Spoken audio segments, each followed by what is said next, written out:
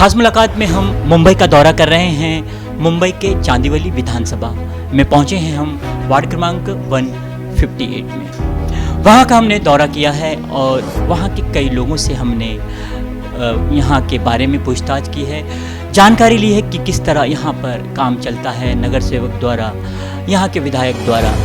और अब हम पहुंचे हैं समाज सेवक इफ्तिकार खान साहब के कार्यालय में। उनसे जानेंगे, उनसे चर्चा करेंगे वार्ड क्रमांक 158 की कामों के बारे में। सर, सबसे पहले तो हमारे चैनल में आपका स्वागत है। शुक्रिया, बहुत बहुत शुक्रिया आपका। क्या कहना चाहेंगे सर, वार्ड क्रमांक 158 की बात की जाए तो काम बहुत से बाकी हैं और जनता कहीं ना कहीं नाखुश नज़र आती है।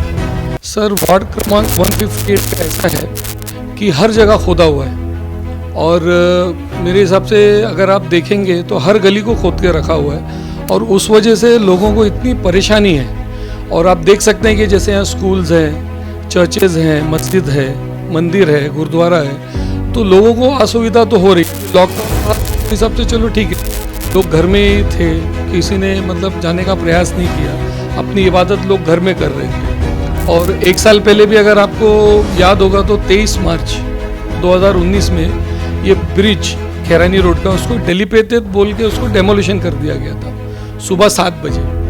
और इलाके में किसी को पता नहीं था कि ये क्यों डेमोलिशन हो रहा है। अब उसके बाद में हम लोगों ने सवाल किया कॉरपोरेटर से, तो कॉरपोरेटर को खुद पता नहीं था, वो बोल रहा मुझे भी नहीं पता क्यों डेमोलिशन कर रहे हैं। और काफ़ी लोग मतलब फोर्स वगैरह लगी थी।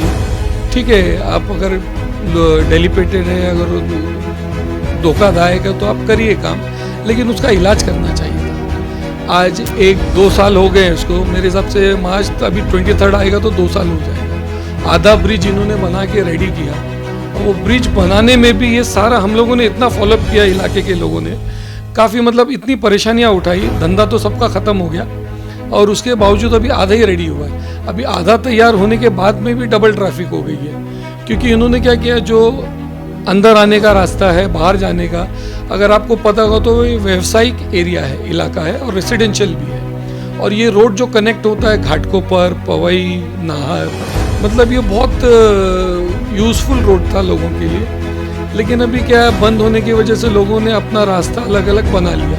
गलियों से जो पवई जाता है, अब ये रोड अगर आप देखेंगे तो पवई जाता है और उसके बाजू वाला रोड देखेंगे नाहर जाता है। तो हर आदमी ने अपनी सुविधा अनुसार 2 साल से वो लोग अपना ट्रांसपोर्टेशन यूज़ कर रहे थे। अब इन्होंने क्या किया, 1 साल पहले पाइपलाइन डालने के नाम पे 12 इंच की पाइप डाली तो रोड खोदा गलियों को। वो डेमोलिशन हुआ है ब्रिज, फिर भी गली इन्होंने खोद दिया। अब उसके बाद में पता चला वो बंद हुआ तो अभी इन्होंने फिर नया शुरू किया कि चेंज का पाइप डालना है। मतलब मेरे समझ में नहीं आता है कि कॉरपोरेटर का कम्युनिकेशन गलत है या बीएमसी कि इनको पता नहीं कि कब काम क्या करना है। अगर इनको काम करके 1-2 साल में वापस से काम करना है तो इसमें जनता का पैसा वेस्ट हो रहा है। टैक्स पेयर के मनी के साथ में ये लोग इतना गलत काम कर रहे हैं। अगर इनको डालना था 12 इंच की पाइप के बाद में चेंज का, तो 1 साल पहले जब उन्होंने खोदा तो उसी वक्त डाल देना चाहिए था। और अगर आप भी अगर रोड से आए रहेंगे तो आपने देखा रहेगा कितनी तकलीफ हुई है लोगों को। तो अगर नगर, और अभी कल की एक लेटेस्ट मतलब उद्घाटन मैंने देखा, राजू एस्टेट बोल के एक इलाका है हमारे वहाँ, सालों से वहाँ नगर सेवक ने काम नहीं किया और शिवसेना का ही नगर सेवक है यहाँ पर। और मेरे हिसाब से जो नगर सेवक है उन्होंने खुद एडमिट किया कि सालों से मैं काम कर रहा हूँ, मेरे से ये इलाका छूट गया था। तो मतलब ये लोग बायस होकर काम करते हैं। अगर आपने इनके खिलाफ कुछ बोल दिया तो आपका काम नहीं होगा, अगर आप इनकी वाहवाही करते रहोगे तो आपका काम करेंगे। और इन्होंने तो कई इलाकों में बना हुआ रोड खोद के फिर काम किया है। तो इसके बारे में मैं जानकारी लेना चाहूँगा बीएमसी से कि ये लोग ऐसा क्यों करते हैं, प्रॉपर प्लानिंग से क्यों नहीं करते ये काम। तो मुंबई के चांदीवली विधानसभा में अगर वार्ड क्रमांक 158 के खैरानी रोड से आप वाहन लेकर गुजरते हैं तो आपने देखा होगा, आपको दिक्कतों का सामना करना पड़ा होगा। ट्रैफिक यहाँ पर जाम लगा होता है। इफ्तिकार खान साहब से हम इसी पर चर्चा कर रहे हैं। वार्ड क्रमांक 158 के कई अहम मुद्दों पर उनसे इस खास मुलाकात में, खास चर्चा में उनसे कई बातों पर हम बात करेंगे। सर, क्या कहना चाहेंगे आपके माध्यम से, क्या अहम कदम उठाए गए हैं? ट्रैफिक जाम आज भी लगता है, आज भी हम यहाँ पर पहुँचे तो लगभग 1 घंटे में यहाँ पहुँच पाए हैं। सर, क्या है पता है, एक तो लोगों को जागरूक होना पड़ेगा। रोड अभी पहले मेरा बचपन पूरा यहाँ बीता हुआ है, हमारी एजुकेशन भी यहीं हुई है समता स्कूल में, हम रहते हैं सेनेंती स्कूल के पीछे।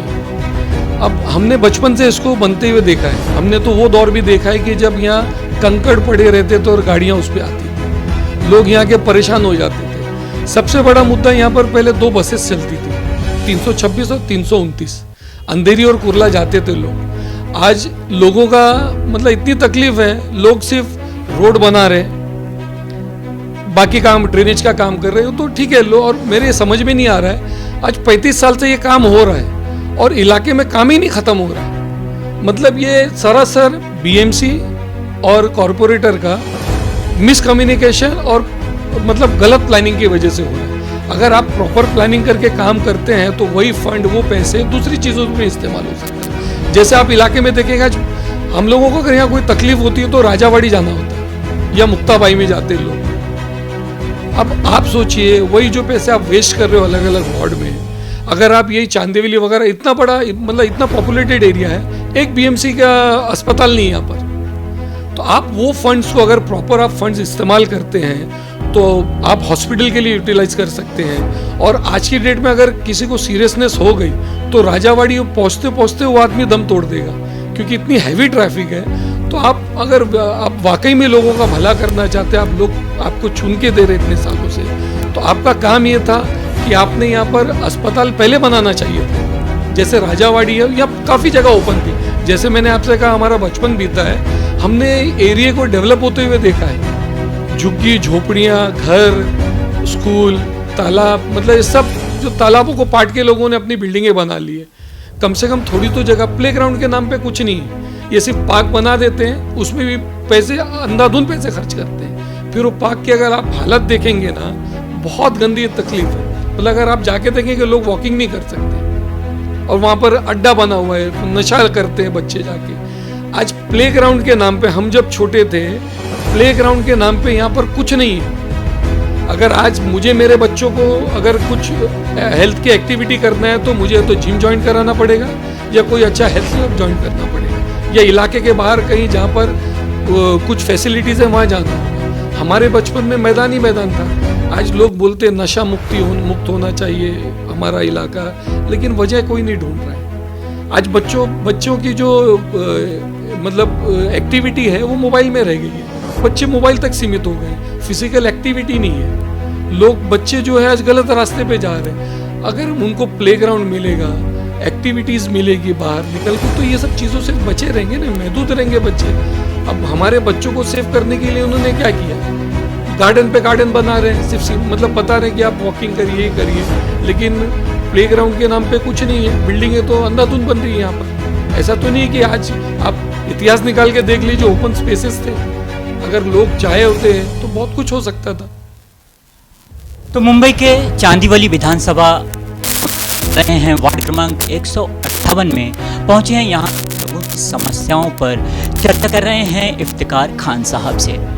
जान रहे हैं यहाँ पर लोगों की क्या समस्याएं हैं और क्या काम उनके माध्यम से, नगर सेवक के माध्यम से किया गया है। सर, क्या कहना चाहेंगे? महानगर पालिका का चुनाव भी आपने लड़ा है, लोग आपको भली भांति जानते हैं, ऐसे में क्या समस्याएं हैं? पिछले दिनों कोरोना लॉकडाउन चल रहा था, कोरोना संकट की घड़ी में आपके माध्यम से क्या अहम काम जनता के लिए, यहाँ के लोगों के लिए उठाए गए? सर, कोरोना ने क्या है, एक बार इंसानियत दिखाई है। मतलब मेरा पर्सनल ऑब्जर्वेशन ये है कि जिस तरह के ऐसे मुंबई का रवैया रहा है, जो बोलते हैं द सिटी नेवर स्लीप्स, तो लोगों ने एक दूसरे का हाथ थामा। ये सेम भावनाएं मैंने लोगों की आपस में, लोगों ने जात पात छोड़ के एक दूसरे की मदद की है। मतलब लोगों ने ये नहीं देखा ये कौन से जात का है, ये क्या फॉलो कर रहा है या इससे हमको क्या फ़ायदा है, नुकसान है। लोगों ने इंसानियत का काम किया। ये सेम चीज़ मैंने 2005 में जब बाढ़ आई थी, मुझे याद है जुलाई में, उस वक्त देखा था कि लोगों ने ये नहीं देखा कि ये कौन है, एक दूसरे की मदद की है, कोई बिस्किट दे रहा है, कोई खाना दे रहा है। उसी तरह ये लॉकडाउन में भी लोग जिससे जो हो सका, मतलब सरकार की तरफ से तो कुछ पहुंचा नहीं, और मिस गाइडेंस हुआ, मिस कम्युनिकेशन हुआ। जबकि जो हमारे इलाके के कॉरपोरेटर है, आज 30 साल से कॉरपोरेटर है, और मतलब उनकी बीवी है, वो केयर टेकर है, मतलब मुझे तो केयर टेकर ही लगते हैं कॉरपोरेशन के, कॉरपोरेटर के, हमारे 158 वार्ड के। मतलब वो पहले शायद LNT में काम करते थे, आज अल्लाह ने उनको बहुत नवाज दिया है। वो तो उनको ही पता है कि कहाँ से कैसा उन्होंने मेहनत की होगी, काफ़ी परिश्रम करके इतना सब बनाया होगा। लेकिन ये लॉकडाउन में अगर वो चाहते, अभी आप अगर देखेंगे नसीम भाई ने इलेक्शन हारने के बाद भी इतना अनाज और ये सब उन्होंने इतनी मदद की लोगों की, उनके ऑफिस से घर पे भेजा उन्होंने, मतलब वो ढूंढ ढूंढ के लोगों को वो लोग कर रहे थे। मेरे साथ तो शायद उन्होंने कंटिन्यू 2 महीना बांटा है राशन, और काफ़ी मतलब मात्रा में। ऐसा नहीं उन्होंने देखा कि ये कौन है वो कौन है, ऐसे छोटे बड़े जो व्यापारी हमारे इलाके के उन्होंने भी किया। लेकिन मैंने कॉरपोरेटर के वहाँ से एक चीज़, वो BMC से कुछ पैकेट्स फ्री थे, सुबह और शाम शायद 400-400 पैकेट्स खाने के फ्री थे, और कुछ मतलब सामग्री भी फ्री थी, तो वो भी मैंने उनको बहुत कम देखा लेके बांटते हुए। उल्टा भ्रम फैल रहा था। अब ये महामारी जब आती है तो ये किसी को देख के नहीं पकड़ती। मैंने एक उनका वीडियो भी देखा था, उसमें उन्होंने मेंशन किया था, आज हमारे इलाके में ये झोपड़पट्टी है सर, 10 बाई 10 के घर हैं, हम देख रहे हैं, हम 30 साल से हम भी रह रहे हैं। मेरा भी घर 10 बाई 20 का ही है, भले हमने चलो ठीक है चॉल सिस्टम है, हमने ऊपर बनाया है, सबने बनाया है, और लोग हमारे यहाँ के डरते हैं BMC से, कॉरपोरेटर से, मतलब वो आवाज़ उठाने से इसके लिए डरते हैं कि गरीबी है, और परिवार 30 साल में दुगना तिगना बढ़ गया है, तो लोगों ने अपनी सहूलत के हिसाब से बनाया, तो डरते हैं कि कहीं डेमोलिशन नहीं हो जाए, क्योंकि ये लोग सिर्फ अपना गुस्सा उसी वजह से उतारते हैं कि आपकी पर्सनल आपको अटैक करेंगे। नहीं तो 2 साल में कहीं का, मतलब मेरे हिसाब से तो हिस्ट्री है, और मैं बचपन से बड़ा हुआ, आज तक इतना वक्त नहीं लगा किसी भी ब्रिज को कंप्लीट हुआ, वो भी आधा कंप्लीट हुआ है। मतलब यहाँ के लोगों के डर की वजह से, या लोग बोल नहीं पाए, या एजिटेशन नहीं कर पा रहे थे, अब जितना हो सकता था हमने किया। लोग हमसे यही कहते थे, भाई आप कोशिश करिए, आप जो कर रहे हैं हम आपके साथ हैं। लेकिन क्या है, हमारा सब घर का और ये वो देखना है, तो हम लोग बहुत ओपन होके नहीं आ सकते। अब अगर आप लॉकडाउन में आप देखेंगे 10 बाई 10 के घर में लोग कितना घर में रहेंगे, परेशानी तो है। मैं ये मतलब मुझे ये उम्मीद थी कि इतने सालों से कॉरपोरेटर रहने के बाद आप फ्री एम्बुलेंस, फ्री मतलब कुछ सुविधाएं आप यहाँ के नागरिकों को और उनकी हिम्मत बढ़ाने का काम करेंगे। लेकिन कुछ वीडियोज ऐसे आए हैं निराशाजनक कि मतलब उसको देख के मतलब अफसोस हुआ कि मुझे ऐसी बातें उनको नहीं बोलनी चाहिए थी। अगर आपका रूम 10 बाई 10 का है, अगर मैं गरीब हूँ और मैं गरीब घर में पैदा हुआ, ये मतलब बाय बर्थ है, बाय चॉइस नहीं है। ये अल्लाह ताला ने हमको जहाँ पैदा किया, हमको ठीक है, हमको मेहनत करके उसमें आगे बढ़ना है। अब वो कोरोना तो ये नहीं देखा कि बड़े के घर में आ रहा है, जबकि कोरोना फैलाया अमीरों ने, लास्ट में वो गरीबों के गले में आ गया। अमीरों को कोई नहीं पूछ रहा है कि आपको हुआ तो ये कैसे हुआ, क्यों हुआ, लेकिन गरीबों पे इल्ज़ाम लगा रहे जो 10 बाई 10 के घर में रहते हैं, कहीं जा नहीं सकते। अब कितना 10-10, 20-20 जन का परिवार 10 बाई 10 में कैसे बैठ सकता है, आप खुद सोचिए ना। बल्कि इनको हिम्मत देनी चाहिए थी, ओपन स्पेसेस जो पड़ी हुई है वहाँ ओपन टेंट लगवा देना चाहिए था। बच्चे और बूढ़े हैं उनको मास्क आप फ्री में बांट सकते थे। अभी जैसा आप देखेंगे ये स्टीम है, मुझे जैसे पता चला कि ये प्रोडक्ट है, मैंने इसको डेवलप किया, मैं इसको मार्केट में बेच भी रहा हूँ, ऐसा नहीं। लेकिन हम लोगों ने क्या किया, जो सीनियर सिटीजन है अबाउट 60, अभी तक 2500 स्टीम हम लोगों ने मुफ्त बांटा है। तो हमारा ये अभी क्या स्टीम कैसा, ये भाप आप लेते हैं और ये एक परिवार के लिए एक ठीक हो जाता है। तो हमने कोशिश करके जो सीनियर सिटीजन है उनको ही डिस्ट्रीब्यूट किया, ताकि और क्या सीनियर सिटीजन का थोड़ा पावर कम होता है, तो हमने उनको पावरफुल किया हमारी नज़र से कि ये स्टीम उनका होगा तो ये पर्सनल वो यूज़ कर सकते हैं, और उनके घर में जो छोटे हैं उनसे पूछ के ये यूज़ करेंगे कि बाबा हम भी यूज़ करना चाहते हैं, करेंगे। और ये स्टीम यूज़ करने से मतलब इससे ये फ़ायदेमंद ही है वो हिसाब से। जो नगर सेवक है शिवसेना पार्टी के, उन पर आप निशाना साध रहे हैं, जो काम होने चाहिए थे वार्ड में वो हुए नहीं है कहीं ना कहीं। तो क्या लगता है आने वाले दिनों में यहाँ की जो जनता है वो किन कामों को लेकर आपके पास, समस्याओं को लेकर पहुँचती है, जो बड़ी समस्याएं हैं जनता की पूरी नहीं हो पाती हैं? सर मतलब सबसे बड़ी समस्या और मुझे भी तकलीफ है ये है कि यहाँ प्लेग्राउंड नहीं है। हॉस्पिटल नहीं है, और सबसे अहम बात यह है कि बच्चों को कोई गाइडेंस नहीं है। आप गटर हुआ, नाला हुआ, अगर आप 30 साल से काम कर रहे हो और ये काम खत्म नहीं हो रहा तो ये तो गलत बात है ना। अगर आप प्रॉपर प्लानिंग से नहीं कर रहे, आप तो जिंदगी भर करते रहेंगे कि अभी ये करना है, वो करना है। आपको आज समाज में और क्या है, हम लोगों ने डेवलपमेंट किया है। आज जैसे सोशल मीडिया आ गई है, तो उनको भी अपना पुराना तरीका छोड़ के नए तरीके पे आना होगा। और मुद्दे तो अभी ट्रैफिक हुआ, अभी आप देखेंगे हॉस्पिटल हुआ, प्लेग्राउंड हुआ, और क्या होता है, पर्सनली मुझे लगता है ना, लोगों को चेंज मिलना चाहिए। आज ये भभूति बना लेते हैं, बाप कॉर्पोरेटर है, 30 साल रहेगा, फिर बेटा आएगा, कुछ हो गया तो बीवी बन जाती है। बाकी लोगों को भी मौका मिलना चाहिए काम करने के लिए। मतलब आज ठीक है, उनसे मैं ये नहीं बोलता हूँ कि ठीक है वो कोशिश नहीं करते होंगे, लेकिन हो सकता है नौजवान या कुछ नए लोगों को भी मौका मिलना चाहिए। उनके पास आइडियाज होंगे, कुछ अलग करना चाहते हैं, तो लोगों ने मौका देना चाहिए, सबको मौका देना चाहिए। और मेरे हिसाब से तो सर ये 10 साल के बाद है ना, वो रिपीट होना ही नहीं चाहिए। कोई भी पोस्ट पे हो, आपने 10 साल, ये जो आप एमएलए हुआ, एमपी हो गए, कॉर्पोरेटर हो गए, ये सेवा करने के लिए आते हैं ना, लोगों का, समाज का उद्धार करने आते हैं। तो आप 10 साल करिए, 15 साल करिए, फिर रिटायरमेंट लेके दूसरों को भी तो मौका दीजिए। अब ये खानदानी पेशा तो बना नहीं सकते लोग। अगर आप देखेंगे तो खानदानी पेशा बना लिया आपने। और मैक्सिमम जो भी रिप्रेजेंटेटिव्स हैं उनकी आप अगर कमाई देखेंगे, जो पहले शो करते हैं और बाद में काफी इजाफा होता है। कैसे होता है? कोरोना काल में आपने स्टीम, आपने कहा कि 2500 लगभग लोगों को बांटिए, क्या इसकी खासियत है, क्या अच्छापन है इस स्टीम में? जो स्टीम आता है आपके नाक के और गले के बीच के जो जरासीम में जो आपको चाहिए होता है हीट, अगर आप देखेंगे ज़रूरी नहीं कोरोना काल में इस्तेमाल, रेगुलर यूज कर सकते हैं आप। सर्दी हो गई आपको या बलगम जमा हो गया छाती में, तो आप इसको इस्तेमाल कर सकते हैं। ऐसा नहीं कि सिर्फ कोरोना काल में इस्तेमाल होगा, ये आप साल भर यूज कर सकते हैं तकलीफ में। तो हमसे चर्चा कर रहे हैं चांदीवली विधानसभा वार्ड क्रमांक 158 के समाज सेवक हैं इफ्तिकार खान साहब। मुंबई महानगर पालिका के चुनाव भी इसी वार्ड से उन्होंने लड़ा है। भली भांति यहाँ के लोगों को जानते हैं, यहाँ के कामों को जानते हैं और काम करते हुए लोगों के लिए नज़र आते हैं। सीनियर सिटीजन को स्टीम भी उन्होंने लगभग 2500 बांटे हैं कोरोना काल में। सर, चलते चलते जो लोग आपको चाहते हैं, जो लोग आपकी बातों पर अमल करते हैं, ऐसे लोगों से क्या अपील करना चाहेंगे और क्या संदेश देना चाहेंगे आप?